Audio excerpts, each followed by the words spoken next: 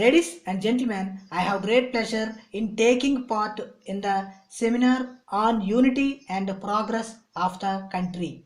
During the discussions that were held this morning, this subject was dealt with by men of experience in different walks of life. I am sure their views will be taken into consideration by those who are responsible for shaping the destiny of the country. I would like to share with you some of my thoughts in this matter. In the first place, when we talk of unity, some may wonder why this is talked about over and over again at a time when we are already united. It is natural for them to think like that. I also agree with them to some extent. But as one who took part in the freedom movement and who is interested in the unity and progress of this country, I request them to look at this matter from a long range point of view because I have a feeling that there are some sections of the society here and there which are trying to disrupt the unity of the country.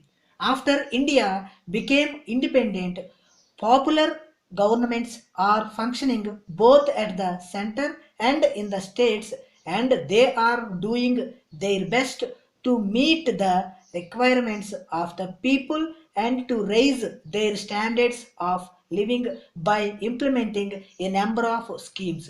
In spite of this, due to the growing needs of the people, they expect more and more from the government. How this can be done is the question. Ministers at the center and in the states are elected by the people from time to time, and there is no doubt they are working for the progress of the country and the people. But on account of number of unforeseen circumstances, we have not been able to progress to the desired extent. One of the reasons for this situation is when there are floods in some parts of the country and drought in some other parts. We see that large sums of money are spent by the government in order to give relief to those affected by natural calamities. In addition to this, a sizable sum of money has to be spent for the defense of the nation, without which freedom cannot be preserved.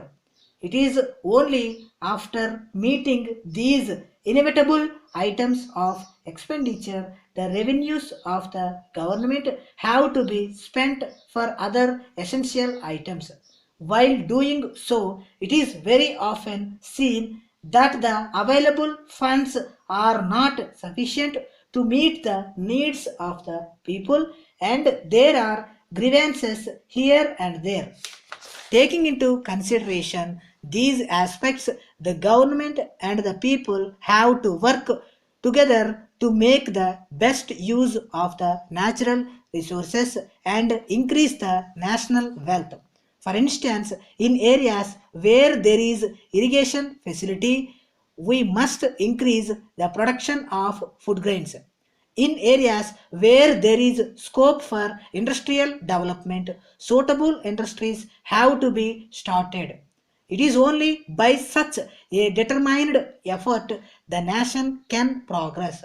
Another matter is that while we have to take advantage of the latest developments taking place in the advanced countries and adapt them, we have to see that in our country where there is plenty of manpower and vast areas of land available for exploitation, we have to plan in such a manner as to provide work for all our citizens.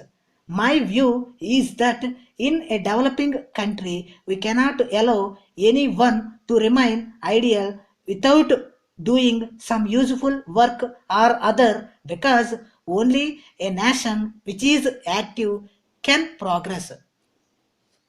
Letter dated 10th April 1983 from Thiru M. Sarathi, Advocate, Rajaji Salai, Madras, to Messrs. Selvam and Company, Broadway, Madras. Dear sirs, under instructions from my client Thiru V. Ramaswamy, residing at 4 Luju Church Road, Madras, I am writing this letter to bring to your notice the following. You are in occupation of the premises owned by my client at 20 Broadway, Madras for the last 10 years.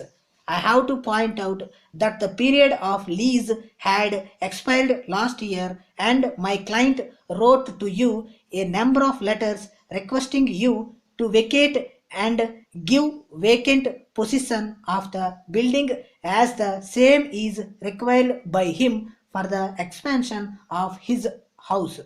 You have replied in your last letter that it would not be possible for you to vacate it immediately because it would be difficult to secure a suitable building in the same locality and have requested for extension of time till the end of this year.